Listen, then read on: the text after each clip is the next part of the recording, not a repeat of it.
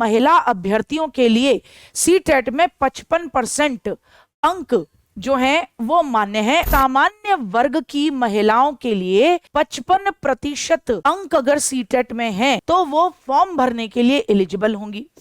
नमस्कार, मैं गार्गी सारस्वत आप सभी का स्वागत करती हूं आपके अपने प्यारे परिवार टारगेट विद अंकित के प्लेटफॉर्म पर। जब से बीपीएससी ने एग्जाम टीआरई यानी टीचर रिक्रूटमेंट एग्जाम जो पहला कराया था, तभी से एक बड़ा ही प्रॉब्लमेटिक लाइन जो है जो संशय पैदा करती रही है।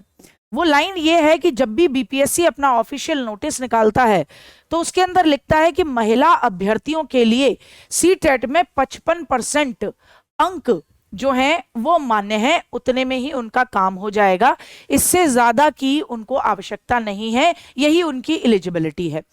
अब उसमें वहां एक शब्द लिखा रहता है कि सामान्य वर्ग की महिलाओं के लिए 55% अंक अगर सीटेट में हैं तो वो फॉर्म भरने के लिए एलिजिबल होंगी। अब देखिए, जरा गौर फरमाइएगा, अगर किसी अदर स्टेट की महिला जो बिहार से नहीं बिलोंग करती, वो जब बिहार में टीआरई के लिए फॉर्म भरती है तो भाई वो महिला है, जेंडर तो बदल नहीं जाएगा किसी भी हालत में स्टेट बदलने पे। और किसी भी अदर स्टेट का कोई भी बच्चा, कोई भी अभ्यर्थी जब किसी अन्य स्टेट में फॉर्म भरता है तो चाहे वो किसी भी कैटेगरी में आता हो, उसको सामान्य ही माना जाता है।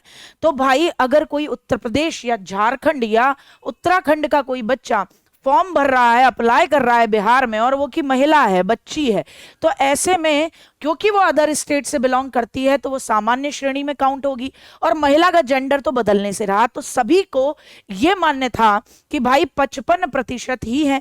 तो जिनके 55% थे तो उन लोगों ने, यानी 90 नंबर से कम थे 150 में से सीटेट में, उन बच्चियों ने फॉर्म भरा। अब इनमें से कई बच्चियों का क्या हुआ, अपनी मेहनत के बल पर सिलेक्शन भी हुआ। अब जब डॉक्यूमेंट वेरिफिकेशन हो रहा है और वो पहुंच रही हैं एक निश्चित जगह पर, तो वहां उनसे कहा जा रहा है कि भैया तुम्हारे 89 मार्क्स हैं, 90 नहीं है, हटाओ तुम्हारी जॉब। अब बच्चा बार बार एक ही चीज बोल रहा है कि देखिए यहां पर साफ लिखा हुआ है कि सामान्य वर्ग की महिला अभ्यर्थियों के लिए 55% का सीटेट में नंबर लाना और वो एलिजिबल हो जाएंगी। अब इस बात पर बहस होती रही तो कुछ बच्चियां फिर कहां गई, कोर्ट गई। अब उसके बाद बीपीएससी ने इस लाइन को स्पष्ट किया, जबकि 3 बार वो सेम नोटिस निकाल चुके हैं। अब जाके उन्होंने इस पर एक स्पष्टीकरण दिया है। वो स्पष्टीकरण क्या है वो जरा गौर फरमा लें कि कहा गया है, माननीय उच्च न्यायालय द्वारा पारित आदेश के अनुपालन हेतु आवेदिका द्वारा समर्पित, बच्चियों ने जिन्होंने भरा उनमें से एक बच्ची, अभ्यावेदन के परिप्रेक्ष्य में दिनांक 24/4/2024 को अद्यो हस्ताक्षरी कक्ष में सुनवाई की गई। सुनवाई के क्रम में आवेदिका उपस्थित हुई, उन्होंने स्वयं अपना पक्ष रखा। सुनवाई के क्रम में आवेदिका द्वारा बताया गया कि बिहार लोक सेवा आयोग द्वारा विज्ञापन संख्या 27/2023 के तहत संस्कृत विषय में वर्ग 6 से 8 तक के विद्यालय अध्यापक के पद पर नियुक्ति में मैं सफल घोषित करी गई और अरवल जिला आवंटित किया गया। आवेदिका का कहना है कि सीटेट में 60% से कम अंक होने के कारण मेरी काउंसलिंग रोक दी गई। आवेदिका का यह भी मानना है कि बिहार लोक सेवा आयोग के विज्ञापन संख्या 27/2023 की विज्ञप्ति के पृष्ठ संख्या 5 से स्पष्ट लिखा है कि सामान्य कोटि की महिला को सीटेट में 55% अंक होना आवश्यक है।